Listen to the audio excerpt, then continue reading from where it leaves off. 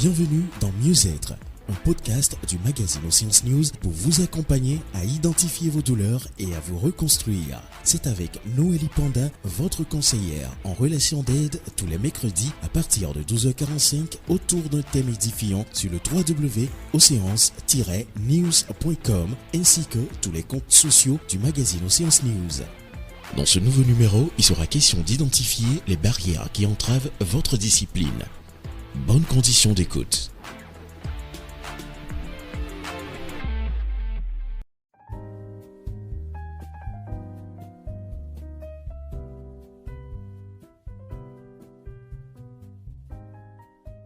Bonjour, ici Noélie Panda, ta conseillère en relation d'aide. Alors on se retrouve aujourd'hui pour le deuxième épisode sur la discipline pour pouvoir réussir ta vie. Dans le premier épisode, on a défini la discipline, ce que c'est que la discipline et ce que n'est pas la discipline. Aujourd'hui, nous allons parler des obstacles à la discipline.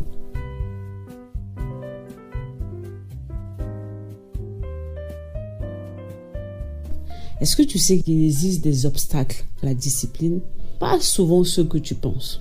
Aujourd'hui, je vais te parler de quelques obstacles à la discipline. J'en ai noté 5.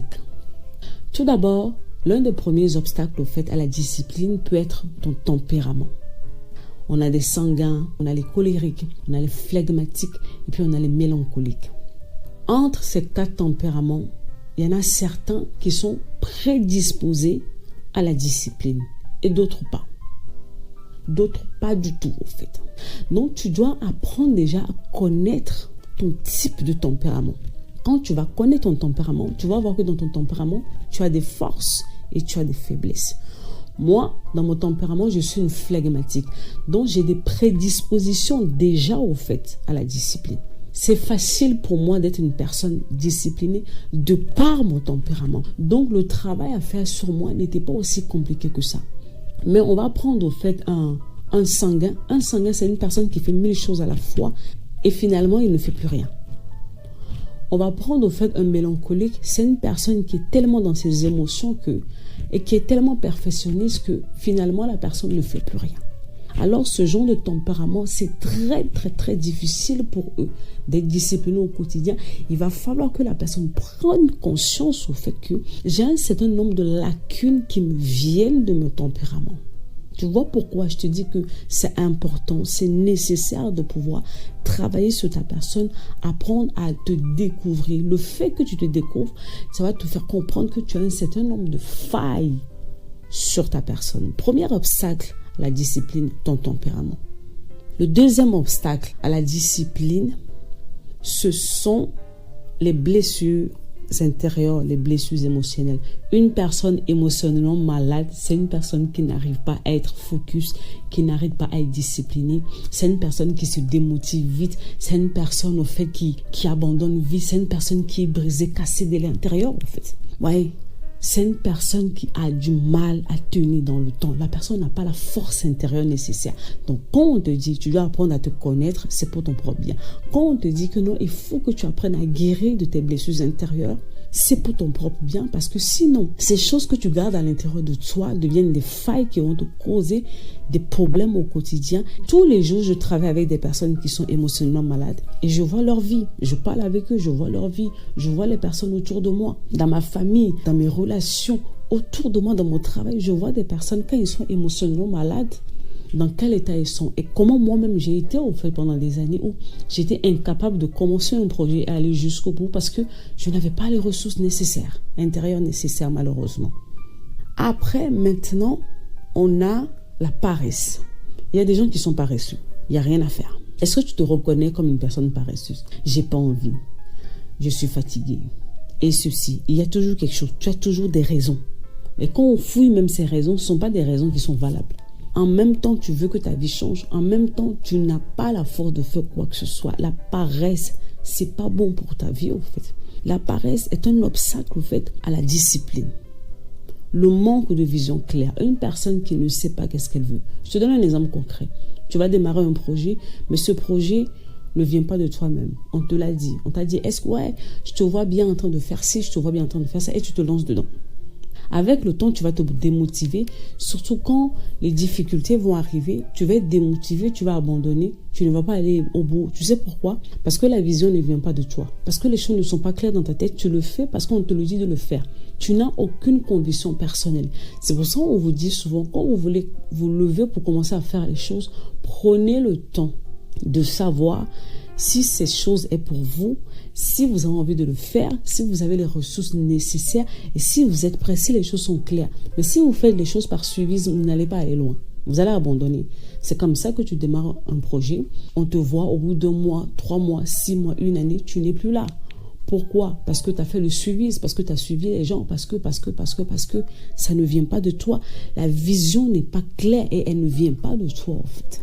Donc on a parlé du tempérament, on a parlé des blessures intérieures, on a parlé de la paresse. Là nous sommes en train de parler au fait de manque de vision claire de ce que tu veux pour ta propre vie, de ce que tu as envie de faire.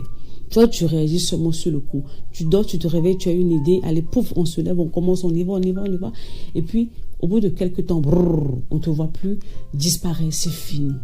Quand tu te lèves pour faire quelque chose, il faut que ce soit clair. Tu dois prendre le temps de nourrir le projet. Tu dois prendre le temps de voir le tenant, l'aboutissant, plein de paramètres avant de te lever et surtout de te poser la question, est-ce que j'ai les moyens de ma politique avant de te lancer? Et le dernier point, et non le moindre, sur lequel il va falloir que tu travailles, je crois que c'est un point qui va nécessiter carrément, en fait, un série de podcasts, c'est l'entourage. Si tu es dans un entourage où les gens sont indisciplinés, tu es la somme des 5 personnes que tu fréquentes de plus au quotidien. Alors si tu es dans un environnement où les gens sont indisciplinés, tu ne pourras jamais. Si tu es dans un endroit où les gens ont des valeurs contraires à ce à quoi tu aspires, tu ne pourras jamais développer ces valeurs-là. Pendant des années, au fait, j'ai été dans un environnement où on critiquait beaucoup, où on parlait beaucoup de la vie des gens. Mais le jour où j'avais voulu arrêter, au fait, le commérage, arrêter de parler dans la vie des gens, j'ai dû commencer à sortir de cet environnement-là. Donc, j'ai dû arrêter de fréquenter ce type de personnes. Dis-moi qui t'entoure au quotidien. Quelles sont ces personnes que tu fréquentes au quotidien? Ces personnes que tu prennes comme modèle, ces personnes qui parlent à tes oreilles. Est-ce qu'eux-mêmes, ils sont disciplinés? Si tu marches avec les gens qui sont disciplinés, tu sais ce qui va arriver. Ils finiront par déteindre sur toi. Soit ils vont déteindre sur toi, ou soit tu finiras par les fuir. Parce que tu deviens comme les gens que tu fréquentes, en fait. Donc, tu veux devenir discipliné. Commence à regarder ton entourage. Ces amis-là, qui sont indisciplinés, qui ne prennent pas leur vie au sérieux, qui ne prennent rien au sérieux, sépare-toi d'eux. Ton avenir te dira merci. Sur le coup, tu auras mal. Mais je t'assure que les résultats que tu auras dans 3 ans, dans 5 ans, dans 10 ans, tu vas te regarder, tu vas te dire, waouh, ce n'est pas moi.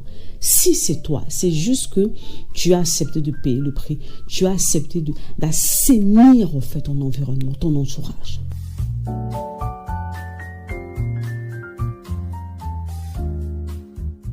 Premier obstacle à la discipline, le tempérament. Le deuxième obstacle, les blessures émotionnelles. Troisième obstacle, la paresse. 4e obstacle, le manque de vision claire. Le 5e, l'entourage. L'entourage. Tu peux me dire tous les projets que tu veux faire. Tu peux me citer des grandes visions. Tu ne vas pas m'impressionner. Je veux voir la routine que tu mets en place. Je veux voir en fait ces choses que tu mets en place pour pouvoir atteindre ces choses que tu veux. C'est ça qui m'impressionne. Les résultats, pas tout de suite. Je veux voir ce que tu fais au quotidien pour atteindre ces résultats-là. Est-ce que tu sais que rien n'est possible sans discipline? Oui, tu as des grandes visions, tu as des grands projets. D'ailleurs, depuis le début de l'année, tu avais des grands trucs. Mais là, on est au mois de septembre, tu en es où? Tu en es où? Si tu es honnête avec toi-même, tu en es où en fait? On va voir dans le prochain épisode qu'est-ce que la discipline contient en fait. La discipline t'engage à quoi au quotidien concrètement? C'est de ça dont nous allons parler dans le prochain épisode de notre podcast. C'était Noélie Panda. ta conseillère en relation d'aide. Bye bye.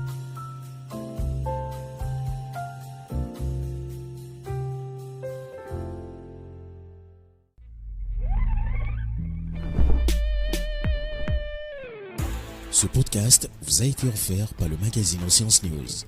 Si vous avez des questions, écrivez-nous à l'adresse contact@oceance-news.com.